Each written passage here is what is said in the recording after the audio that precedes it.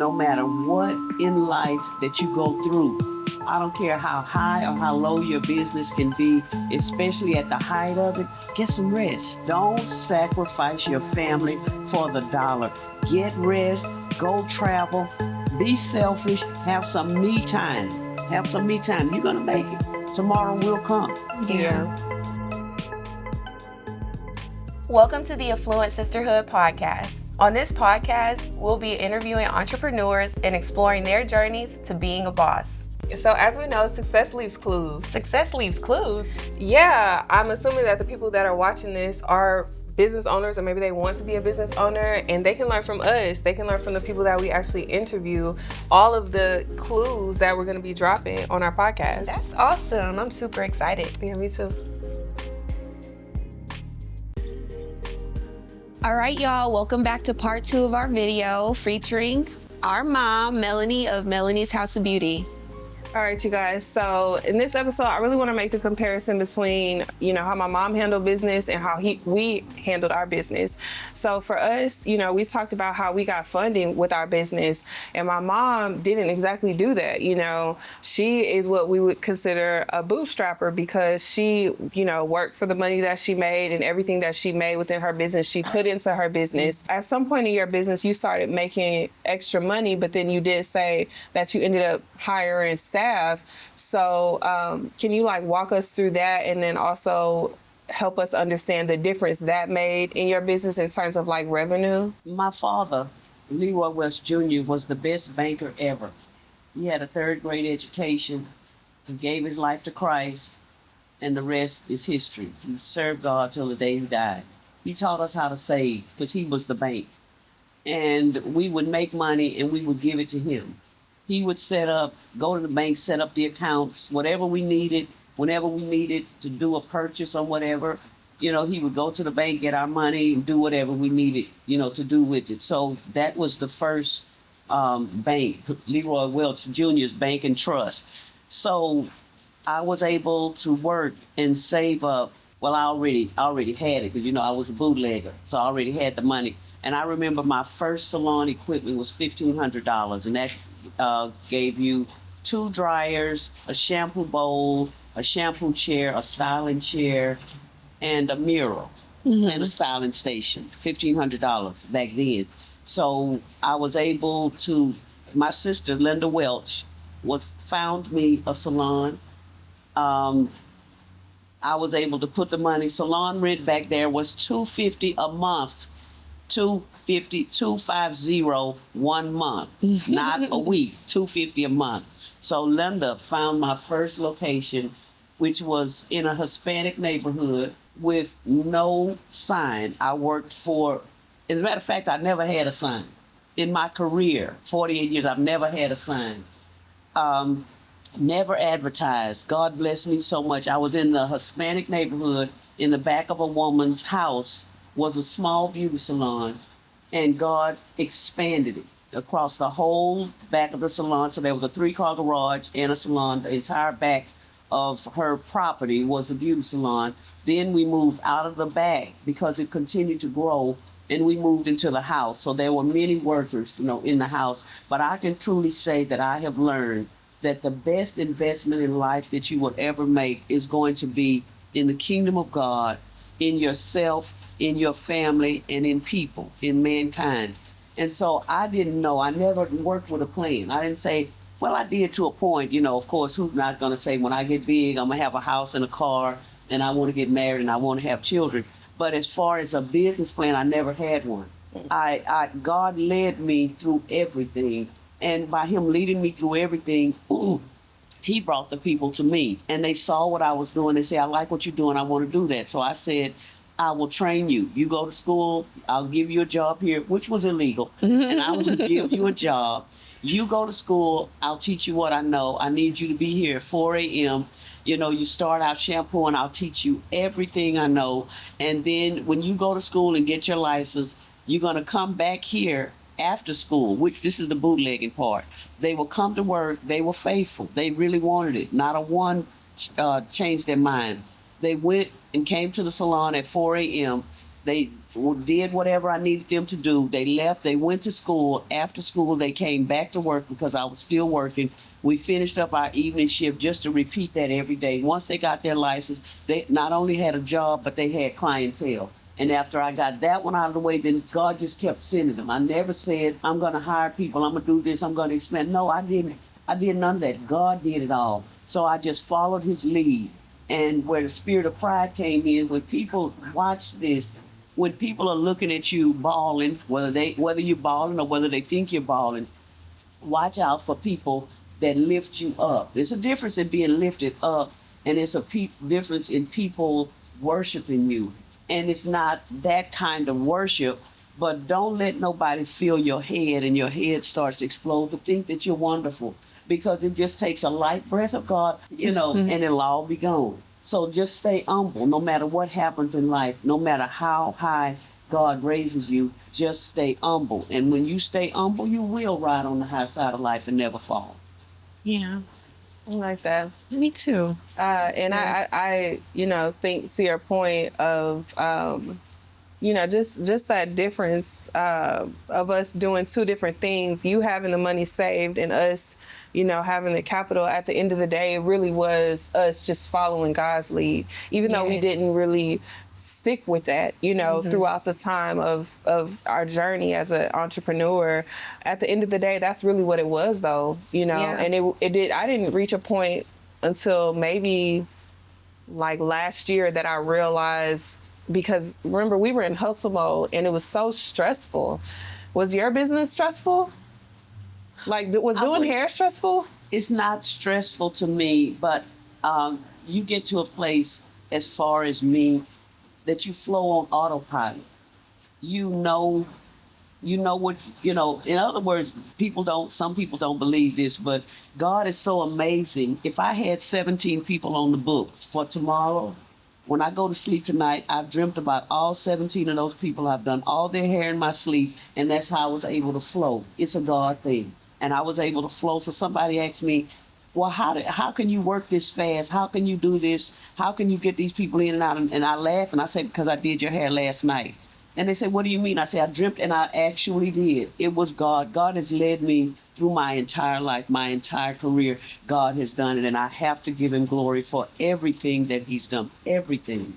And I mean, I have the same. Like, if I'm doing somebody's hair, because y'all probably don't know, but I feel like everywhere I've traveled to, because I'm prior military, I've done hair. In boot camp, I was doing hair.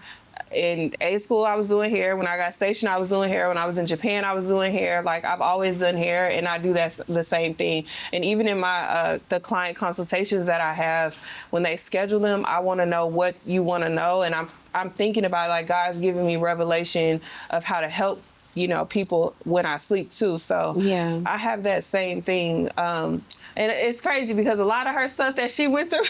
I went through the same stuff, child, the same stuff, and I be hard-headed, and I be trying to ignore what she's talking about. Like, girl, like, I be ignoring her because also, like she was saying, we didn't get to see her go through her wealth. I don't want to say it's a phase, but the wealth, we didn't get to see that. We only experienced the struggle time.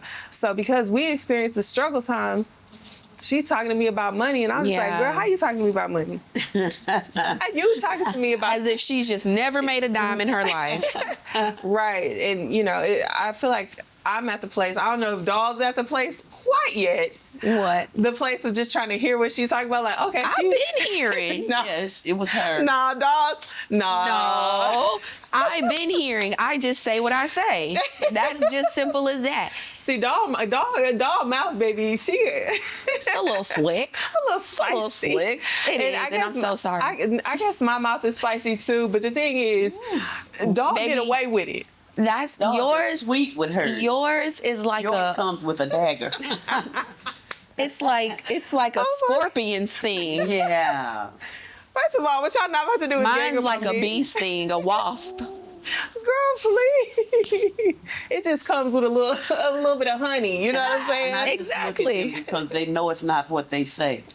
Well, we got it from you. Exactly. And we got it from the head honcho. Okay, because like Marie. she said, Marie was baby. She Ada was Marie something Sonia else. Welch, Our baby. grandmother was something else. Okay, honey. Okay, so when you started making these changes, you started hiring staff. Like, did you notice that it was a connection between your money coming in? Like, more money was coming in when you started hiring staff? Definitely. So what prompted you to do that? Like, to start hiring people? Because my clients just said they want to do what I do. So your clients were the people you hired to do hair and go to school. Exactly. And they counted the money. I wasn't counting the money. I didn't count the money. A lot of trust. Well, no, that not that kind of money. Oh. My own money. Oh, okay. No, meaning if They saw how much money you was making. They counted up how many people were sitting waiting to get their hair done and the service they would get. So see, remember, I'm about passion. I wasn't about the money. I just happened to get both. And they counted up what what was in the house when they were there. And thinking back, they weren't making that in a day on their job. Right. And so that's just that section while you're here. So they count, and I guess, I don't know, because we never had that conversation, but I guess we never had that conversation. That's why it's like this today. But I'm about passion. And some of them, maybe they were about passion, but It was they about made, that paper. they made great money. They made That great money, money yeah. even as bootleggers. They made great money. And so the way it began is I told them to go to school and I would pay them to, they were shampoo girls starting out there, pay them to do that. And then because I wanted them to do it right, pay them to do that. Then when they come back to work that evening, then you get more money.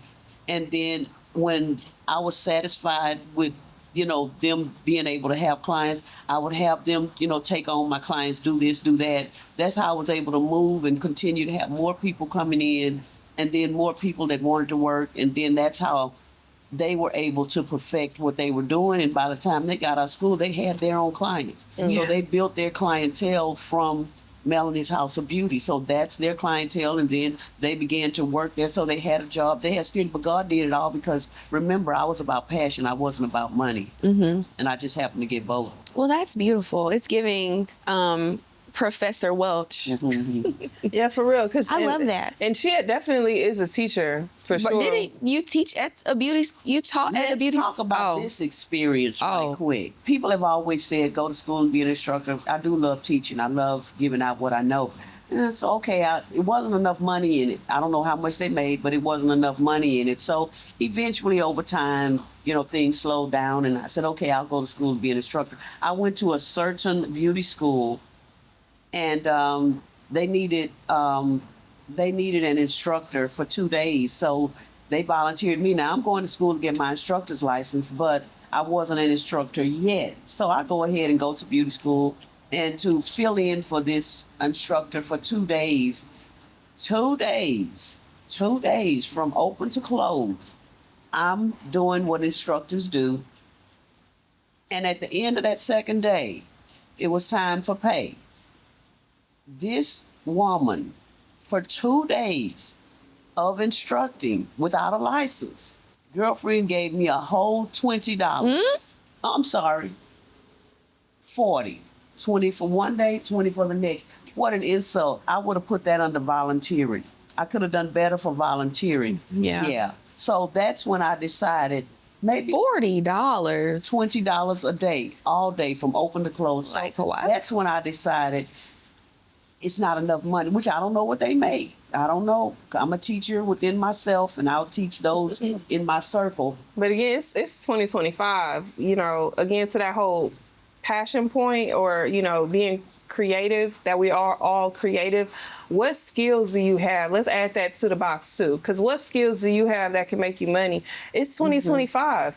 My mom, and this is just game for other people too, because my mom is she already teaches, and she's already got her license, and it's literally like the things that she knows, people will pay her for that. So she can decide her own price instead of working somewhere else and allowing them to decide the price for her. Exactly. Because it's always going to be a low ball. Like, it's always going to be what she actually would pay herself. Right. But circling back to, you know, the you hiring these people, and you are saying that you made more money with them. Your experience was that that's not something that you would have came to on your own, because your clients gave you that idea. Exactly. And for us, that is a decision that we intentionally made. Mm-hmm. And the same connection is that it did allow us to make more money. And I know it's a lot of business owners that are also in the service industry, and they are working hard. And they are not hiring out other people.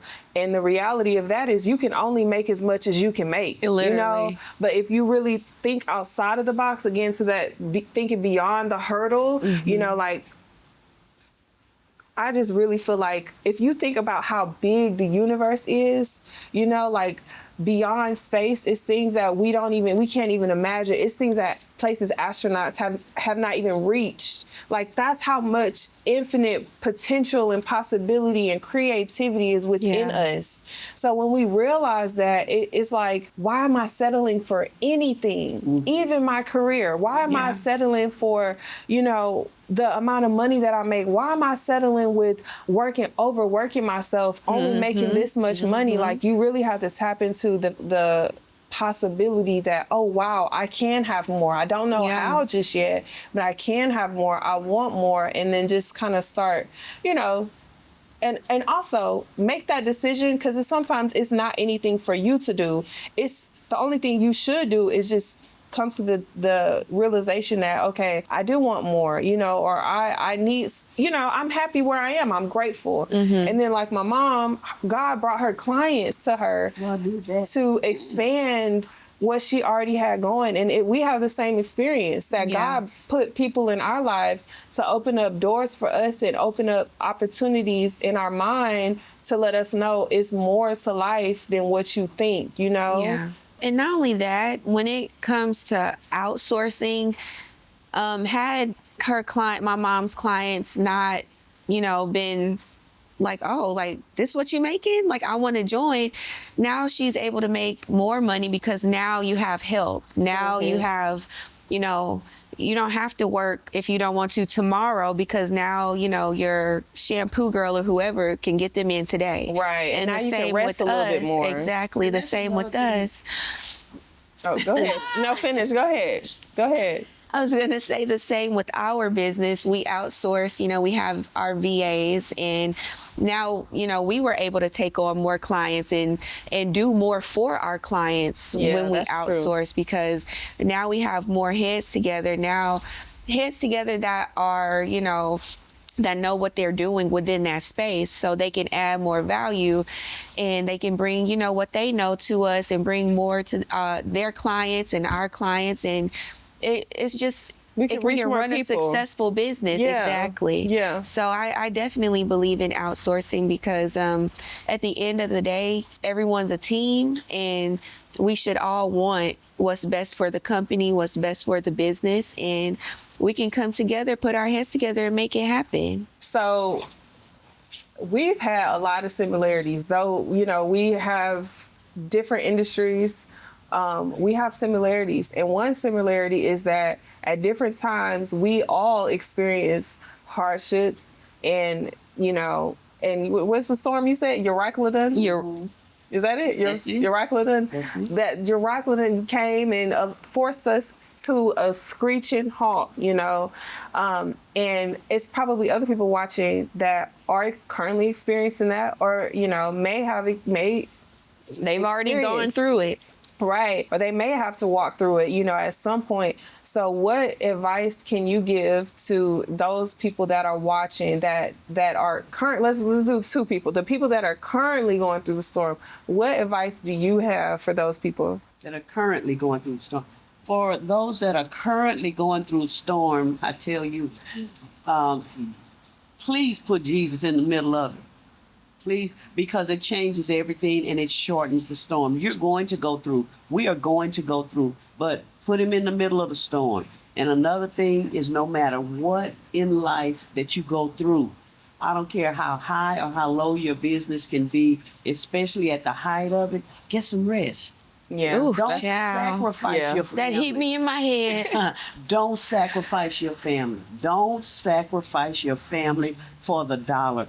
Get rest, go travel, be selfish, have some me time. Have some me time. You're going to make it. Tomorrow will come. Yeah. And I think that was for both. I think you just gave advice for both people because I had to reach that point too, you know, and I remember it would be times I would be going so hard, my voice would be hoarse, Yeah. you know, and then I would get sick, and I wouldn't have even ever considered myself a sickly person, you know, to be constantly getting sick, but that was definitely God telling me to rest. And, you know, you see all these people being hustling, like, I'm a hustler. Baby, go ahead and keep that with you. Yeah. I don't want to be Body in done hustle shut mode. down. Like, that's not what's up to be in hustle mode, because Yeah. the Bible talks about like that rest, you know, like the rest that God will give you. It's so important for you to rest, and at the end of the day, know that life is bigger than you. Your experiences are bigger than you, and God is literally there the whole time.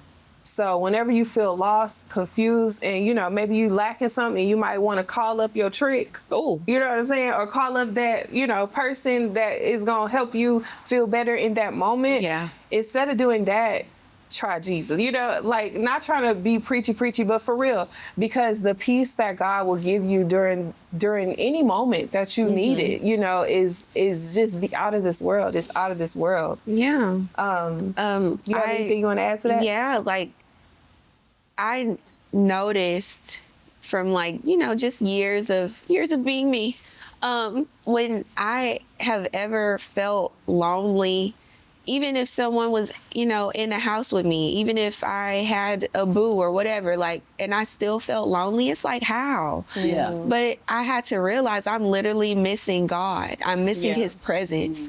You know, I'm missing what he has for me, because I'm looking for what I know is missing, but I'm looking for it everywhere else instead of finding it in God and finding myself in God. So I had that realization a long time ago. And I'm not going to say I've been on, you know, the up and up with it. I can't say that, but, you know, it's good to reflect. It's good to know yourself. It's good to know what, like, you can pinpoint, okay, I'm feeling this way. I know this is what I need to do. Yeah. So do it. Like, it's Yeah. it is hard, but it's like, it's literally not that hard when you once do you it. wrap your head around it, like, once you wrap your head around it. You know, and it's like, it gets easier. God makes life easier, like, seriously. And it's just these are just moments. Exactly. Like, it's all fleeting. Like, you know, Exactly. it's going to pass. Yeah. I remember it was times where I thought about selling the business. Yeah. You know, it was times where I'm just like, oh my gosh, I should have invested this money into real estate instead. Yeah. And those are such temporary feelings and moments. It's all going to pass. But to close, I have a question. Would y'all have changed anything? I asked Dahl, we talked about this in the last video, but this is more to you. Would you have changed anything along your journey? Well, yeah, I should have kept God in his place in my life. I should have stuck with what he said than to listen to the noise. Because I had the noise. I had his word, which is true, but then I had the noise. And if you listen to the noise long enough, somebody's going to get pushed out. So pressures of life got to me, and which was a plot of the enemy. And I succumbed to that, but I still had God. So I had to go through my valleys. And when I got to the lowest of the lows, I found out he was still there. Yeah. But you learn in the valley. Don't not want, I mean, who would want the valley? Who say, valley, come on. Who in that right mind? Throw me in it. So, you know, I didn't want it, Yeah. but it's that it didn't stop it. So no matter what you go through in life, if I could change anything, I would have stuck with who was true, and that's God. And I would have had a different life. But nevertheless, you know, those whom God deliver from much love and much. And look at part of the fruit. Shout out to Isaiah Gibson and Affluent, my babies. I've got my babies and then the extensions of my babies. So it all turned out. It'll always work out for your good. Don't give up on you. Don't give up on God. You're going to be all right. The last thing I'll say is this. we forget that, you know, the fruits of the Spirit is love, joy, peace, and long suffering. That one. We That can't part. forget that. So when I asked you, I remember I heard that, I was like, Don't want nah, nobody wants that. that was an edit. Like, no way. Does That's this the mean new something version. different? Like, Yeah. no way it says that. No. And, you know, to me, I wouldn't change anything in my journey because that is also a fruit of the Spirit. The long suffering was the fruit of the Spirit. Yeah. I experienced long suffering and still things that I still suffer through right now, you know, but I know that I'm a child of God and this is just what comes with it. And also with that, like I needed to go through everything that I needed to go because there's somebody watching right now that needs this, that needs the life experience that we've gone through to help them through their journey. You know what I mean? Yeah. So that's all that I want to say. Did you have anything before we cut out? I don't know what I said last time, but I don't believe I would change anything either because I remember saying at that moment, no, I don't enjoy the lessons. Absolutely not. No, we don't. But I do enjoy after, once I'm out the storm and I can look back, now I'm more wise. You know, now I have all this wisdom God has provided me with. Now I know how to move different. Now, you know, if that situation arises again, I know how to handle it better. Yeah. Or if someone else goes through the same thing, I can, you know, offer them advice or a shoulder, whatever they need, you know. So I wouldn't change anything. Of course, I would love to be like, yeah. But in the end, I just really enjoy becoming a smarter person. Yeah. Like just truly, I never want to make that mistake ever again. Ever. Yeah. So yeah, that's all I've got. Okay. We gonna wrap up. Did you want to say anything? Well, Leroy Welch Jr., my father said, a bought lesson is better than a borrowed one any day. I paid for many lessons. Oh, yeah. He told me. But, you know, that's just the parents. They didn't do what I do. They don't know about this. So I paid for a lot. Yeah. And it cost me everything. So just hold on. Change is coming. Don't give up on God and don't give up on you. Well, thanks for being you. Thanks for going through your journey so we can Yeah. get through ours. And thanks for putting us on to entrepreneurship. And thanks for coming on the podcast. Thanks for being here. Did you enjoy yourself? I do. All All right, y'all. We'll see y'all in the next video. Bye. Bye.